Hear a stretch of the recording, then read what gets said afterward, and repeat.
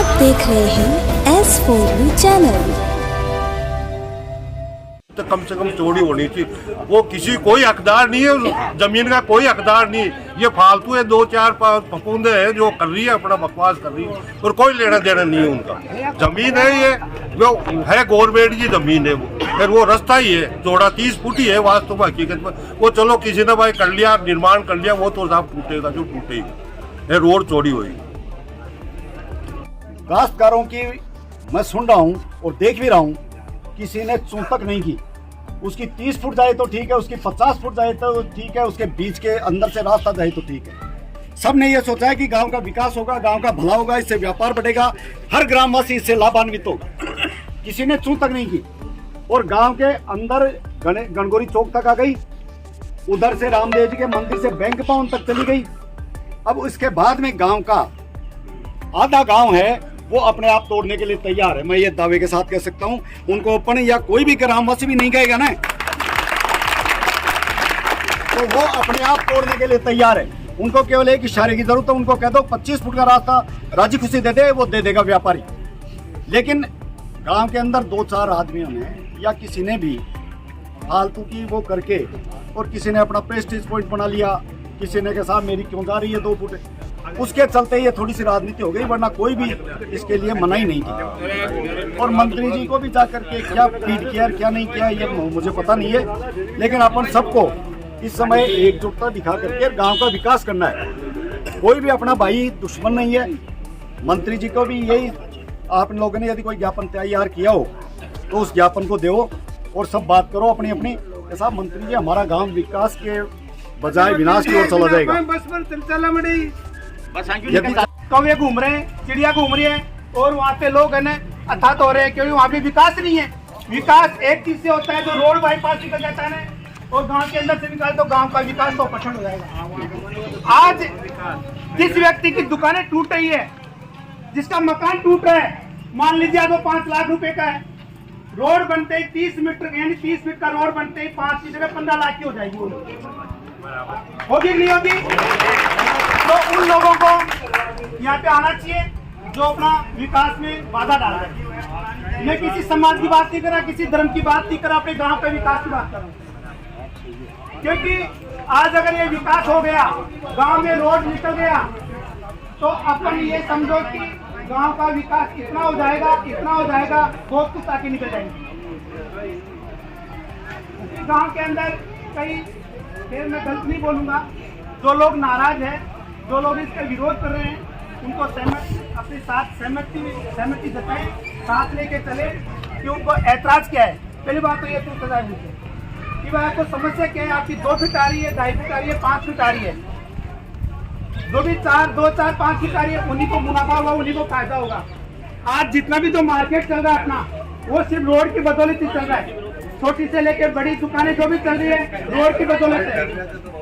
आज अगर road bypass निकल गया, बाहर से निकल गया, तो यहाँ पे एक भी व्यक्ति कमार खाने लायक नहीं रहेगा।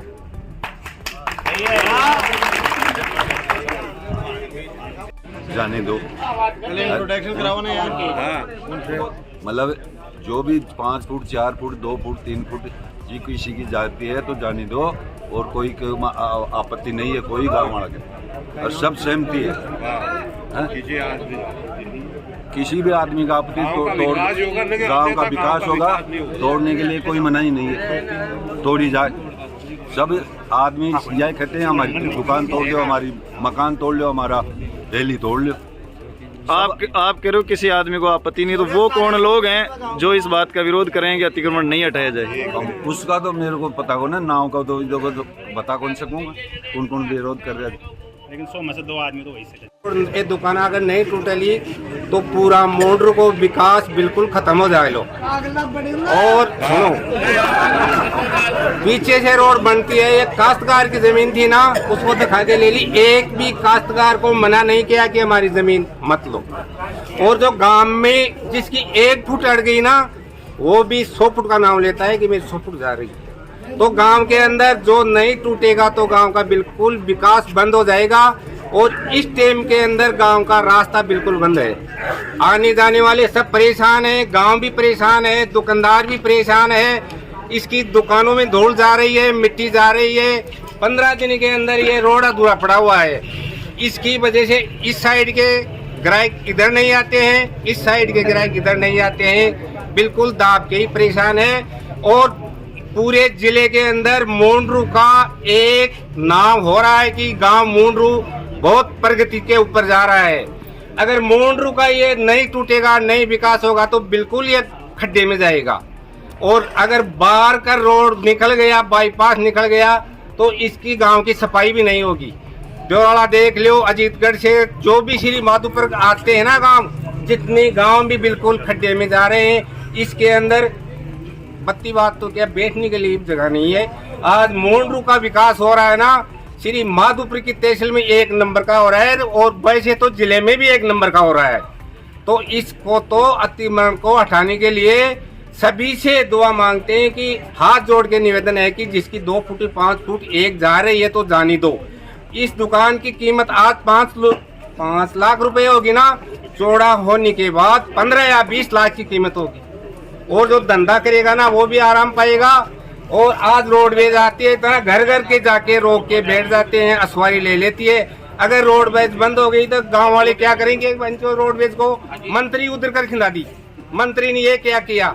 और इसमें मंत्री की कोई गलती नहीं है, मंत्री के ऊपर घेर देते हैं। रोडवेज नहीं आती है, रोडवेज आती है पन जाती है, 1 घंटे से मूंडरू से नहीं निकलती है। इसीलिए निवेदन है कि इसको अतिक्रमण को हाथ जोड़ के सभी ने हटाया जाए। वर्तमान में क्या हालात हैं गांव के? गांव के वर्तमान में बिल्कुल हालात खत्म है, न आने का रास्ता न जाने का रास्ता, और न दुकानदारों की हालत खराब है, और सब आदमी परेशान होते हैं, और पूरा का पूरा बाजार खत्म हो रहा है। शेखावाटी के रिंगस कस्बे में निजी क्षेत्र का विश्व स्तरीय चिकित्सा उपलब्ध कराने वाला 100 बेड का एकमात्र NABH प्री मान्यता प्राप्त hospital, धायल hospital and research centre, rings Sikar.